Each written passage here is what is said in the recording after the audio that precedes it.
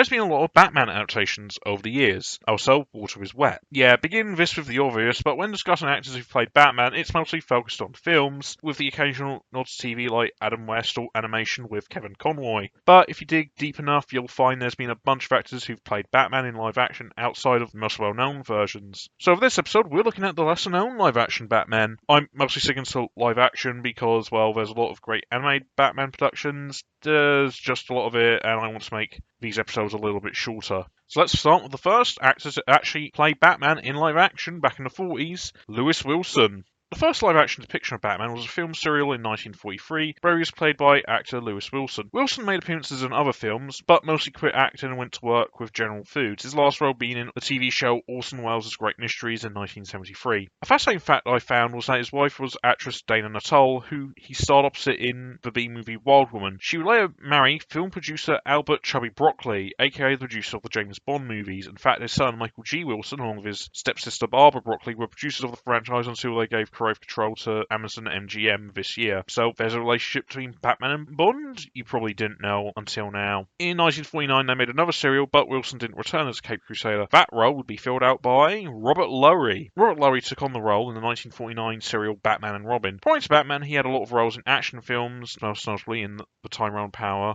film Mark of Zorro in 1940. He also starred in a ton of westerns, with his most prominent one being McLintock with John Wayne and Maureen O'Hara. He also had a steady career in TV and appeared in another DC Comics adaptation, a 1956 episode of the George Reeves Adventures of Superman show, a little bit of a cool technical crossover there. Reeves and Lowry also acted in a World War II propaganda film about VD, directed by John Ford, well before their time in the tights. Small world. Now this one had a interesting story behind it.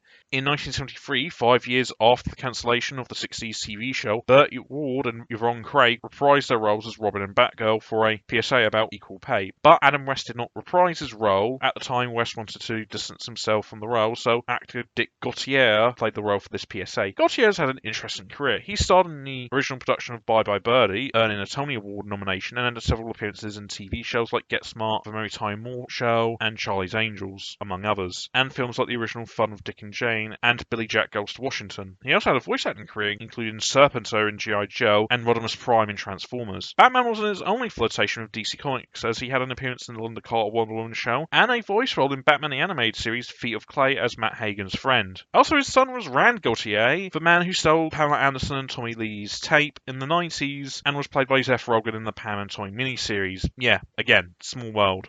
In the early 2000s, there was a series of adverts for OnStar, an onboard guidance system starring Batman, with the visuals taking inspiration from the Tim Burton Joel Schumacher films. The ads had Michael Gough return as Alfred from those movies alongside Curtis Armstrong as the Joker and Brian Stepanek as the Riddler. Batman also appeared in these ads, played by actor Bruce Thomas. Thomas has had a steady career. He's done voiceover work in cartoons and video games. He was a motion capture actor for Master Chief in the last 3 Halo games, and, more importantly for this video, did some voice work for some anime DC work. He was the voice of Commissioner Gordon in the DC Universe animated original movies during the New 52 period, among other films as well. He was also apparently believed to be the man who played Batman in the Birds of Prey TV show, but he debunked that. Batman was apparently played by 2 stuntmen, Keith Campbell and Alex Daniels, but there isn't any confirmation of that actually being true. So this and a few other entries I debated taking off this list. In this instance, it was because David Mazouz is a young actor with Gotham, the Batman prequel show, focused on the city before Batman arrived on the scene, being his big major role so far, and also because in Gotham he played a young Bruce Wayne, so technically not Batman age, but in the show's final,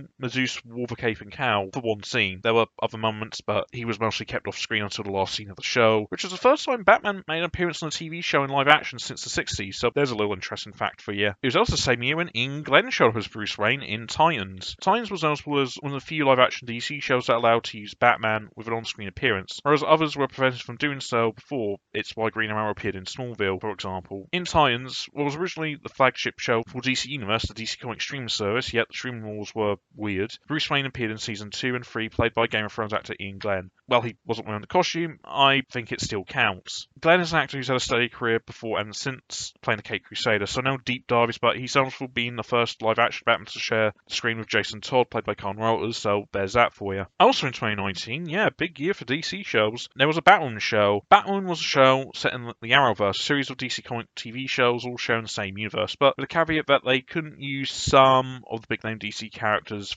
with some exceptions. This was mostly due to the concurrent DC Extended Universe film series that were using all the big name characters. Batman, the Gotham City set show starring Bruce Wayne's cousin, Kate Kane, then later Ryan Wilder because Ruby Rose left the show before season 2, defending Gotham in Bruce's absence. While Batman never showed up in person, sometimes he was obscured, but he managed to get Bruce Wayne to appear. In the season 2 premiere, Batman was impersonated by supervillain Hush and appeared in a vision to Luke Fox in another episode. Both of these instances, he was played by actor Warren Christie. Warren Christie has and continues to work in TV and film. Notable appearances include an episode of Arrow as a different character, and also Supernatural, whose colleague Jensen Ackles was considered to play the role but didn't come to fruition. Also, Batwoman was supposed to have a crossover with Superman and Lois, but that didn't happen due to the COVID pandemic affecting TV production. It's been suggested, but never confirmed, if it was supposed to include Bruce Wayne. The main plotline of Batman was about what happened to Bruce and why he disappeared. So it would make sense for a crossover to maybe follow that plot, but it didn't happen, so there's no way of knowing what was that going to entail. So Warren Christie's appearance came after Kevin Conroy's brief live-action appearance as Bruce Wayne in the first season of Batman, but I decided to mention it at the end because I thought it would be a good way to end the video on. During the Arrow vs. Crisis on Infinite Earths crossover event, Kevin Conroy made an appearance as an older Bruce Wayne.